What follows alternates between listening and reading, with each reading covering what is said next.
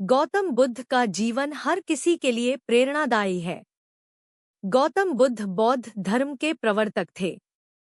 इनका जन्म 483 ईस्वी पूर्व तथा महापरिनिर्वाण 563 ईस्वी पूर्व में था। बचपन में उनको राजकुमार सिद्धार्थ के नाम से जाना जाता था।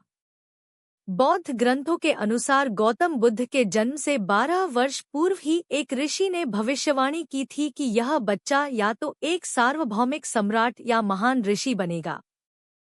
35 वर्ष की आयु में उन्हें ज्ञान की प्राप्ति हुई थी। वह संसार का मोह त्याग कर तपस्वी बन गए थे और परम ज्ञान की खोज में चले गए थे। आइए आज हम आपको सिद्धार्थ के महात्मा बुद्ध बनने तक के सफर के बारे में बताते हैं। जन्मकाल। बुद्ध का गोत्र गौतम था। बुद्ध का वास्तविक नाम सिद्धार्थ गौतम था। उनका जन्म शाक्य गणराज्य की राजधानी कपिलवस्तु के निकट लुम्बिनी में हुआ था। बुद्ध के जन्म के 7 दिन के भीतर ही उनकी माता का देहांत हो गया था। उनका पालन पोषण उनकी मौसी गौतमी ने किया था। शिशु का नाम सिद्धार्थ रखा गया था। शाक्य वंश के राजा शुद्धोधन सिद्धार्थ के पिता थे। सिद्धार्थ के जन्म से पूर्व हुई भविष्यवाणी से परेशान होकर उनके पिता ने उन्हें तपस्वी बनने से रोकने के लिए राजमहल की परिधि में रखा। गौतम राजसी विलासिता में पले बढ़े, बाहरी दुनिया से आक्रांत, नृत्य करने वाली लड़कियों द्वारा मनोरंजन, ब्राह्मणों द्वारा निर्देशन और तीरंदाजी, तलवारबाजी, कुश्ती, तैराकी और दौड़ में प्रशिक्षित किए गए थे। कम उम्र में ही उनका विवाह राजकुमारी यशोधरा से करा दिया गया। दोनों का एक पुत्र भी हुआ, जिसका नाम राहुल था। गौतम बुद्ध की वजह से बदल गया इस स्त्री का जीवन, जाने कैसे।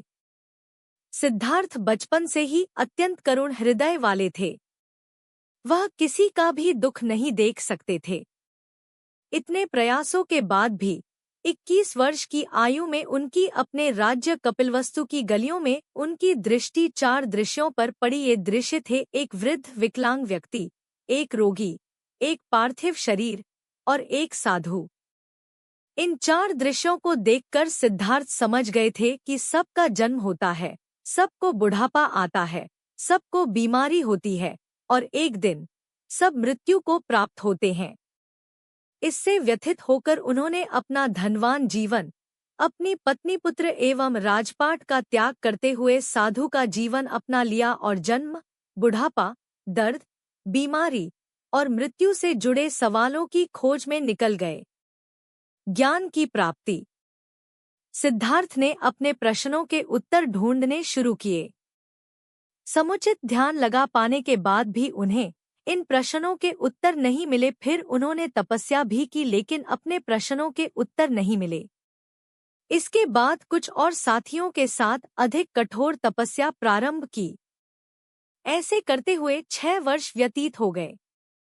भूख से व्याकुल मृत्यु के निकट पहुंचकर बिना प्रश्नों के उत्तर पाए वह कुछ और करने के बारे में विचार करने लगे थे। एक गांव में भोजन की तलाश में निकल गए, फिर वहां थोड़ा सा भोजन ग्रहण किया। इसके बाद वह कठोर तपस्या छोड़कर एक पीपल के पेड़, जो अब बोधिवृक्ष के नाम से जाना जाता है, के नीचे प्रतिज्ञा करके बैठ गए कि वह सत्य जाने बिना उठेंगे नहीं। वह सारी रात बैठे रहे और माना जाता है यही वह क्षण था जब सुबह के समय उन्हें पूर्ण ज्ञान की प्राप्ति हुई थी। उनकी अविद्या नष्ट हो गई और उन्हें निर्वन यानी बोधि प्राप्त हुई और वे 35 वर्ष की आयु में बुद्ध बन गए। बुद्ध को शाक्य मुनि के रूप में भी जाना जाता है। 7 हफ्तों तक उन्होंने मुक्ति की स्वतंत्रता और शांति का आनंद लिया। प्रारंभ में तो वह अपने बोधि के बारे में दूसरों को ज्ञान नहीं देना चाहते थे। बुद्ध का मानना था कि अधिकांश लोगों को समझाना बहुत मुश्किल होगा। मान्यता है कि बुद्ध को स्वयं ब्रह्मा जी ने अपने ज्ञान को लोगों तक पहुंचने का आग्रह किया था, फिर वह इस पर सहमत हो गए। इस तरह उन्होंने अपना पहला धर्मोपदेश उत्तर प्रदेश के वाराणसी के पास सारनाथ में अपने पहले मित्रों को दिया था।